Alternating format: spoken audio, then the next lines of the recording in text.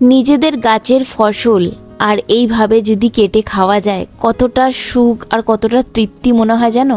গেছিলাম বাড়ি, মানে আমার শ্বশুর বাড়ি, তা ওখান থেকে আমি নিয়ে এসেছিলাম এই বড় পাকা পেঁপেটা। এক ভাগ খাওয়া হয়ে গেছে আর এক ভাগ আমি কেটে ফ্রিজে রেখে দিয়েছিলাম অন্য দিন খাবো বলে। সেই অন্য দিনটা হচ্ছে আজ। তা আজ খাবো বলে যখন ফ্রিজ থেকে বার করেছি কিছুতেই আমি কাটতে পারছিলাম না। রিজন আমার ওভারনাইট হয়ে গেছে ফ্রিজে থাকা, আর আমার ফ্রিজের টেম্পারেচারটা একটু ডিপ করা ছিল যাতে আইসটা তাড়াতাড়ি জমে। আর সেই ক্ষেত্রে আমার পেঁপেটাও না পুরো আইস হয়ে গেছে, এতটাই শক্ত হয়ে গেছে আমি কাটতেই পারছিলাম না, ছুরি চেঞ্জ করে করে কাটছিলাম। আর যখন একটুখানি রাখার পর চেষ্টা করলাম কাটা, তখন দেখছি কিছু কিছু অংশ থেতলে যাচ্ছে, যেহেতু অনেকটা পেকে গেছে না ওই জন্য। তবে জানো তো এই পেঁপেটা এতটা সুস্বাদু আর এতটাই বড় সাইজের হয় না, আর এইটার দানাও প্রচুর কম হয়।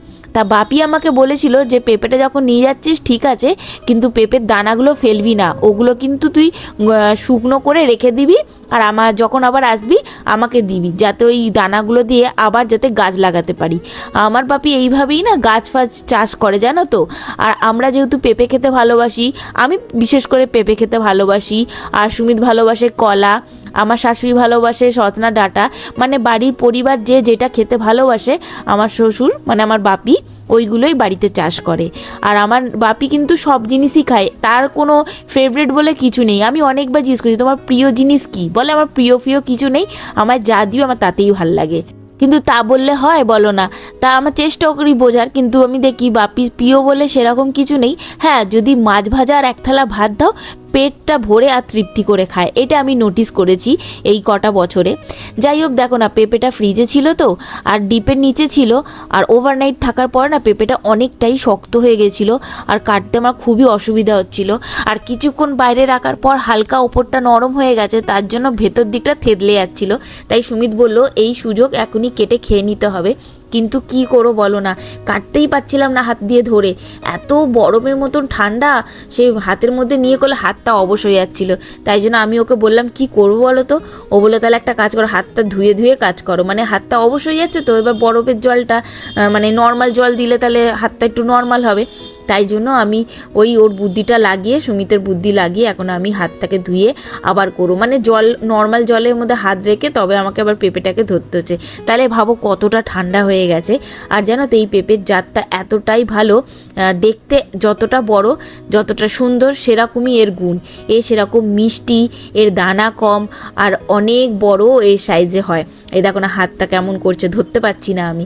যাই হোক করে পুরো পেঁপেটাকে ছাড়ালাম, ছাড়িয়ে অর্ধেকটা আমি সুমিতকে টিফিন বক্সে দিয়ে দিলাম যাতে অফিসে গিয়েও খেয়ে নিতে পারে, আর বাকিটা আমি আমার খাবার মতন রেখে দেবো। আর স্মুদি বানিয়ে খেতে হবে, কারণ বাকিটা আমি যখন খাবো তো তখন অনেক আমাদের বাড়িতে জানো তো পাকা পেঁপে কাটতে কেউ পারে না আমার শ্বশুর বাড়িতে, আর আমি ছাড়া কেউ ফল টল ভালো করে কাটতে পারে না। আমার শাশুড়ি তো একদম ডুমো ডুমো খোসা শুদ্ধ দিয়ে দেয়, বলে খোসাটাকে আমের মতন খাবলে খাবলে খেয়ে ফেল দে, এরম টাইপের। কিন্তু আমি যে কোনো কাজ গুছিয়ে আর পরিপাটি করে করতে ভালোবাসি বলে বাপি আমার কাজগুলো খুবই পছন্দ করে। যাই হোক চলো এবার আমার ব্রেকফাস্টের একটা বাটি রেডি করে নিই, আর সুমিতকেও অফিসে দিয়ে দিয়েছি, ওর ভাগেরটাও খেয়ে নেবে। যদি বেশি দেরি করে খায় তাহলে পেঁপেটা গলে যাবে, আর ফ্রিজে যেহেতু ছিল জলও ছেড়ে দেবে, তখন বেস্বাদ হয়ে যাবে।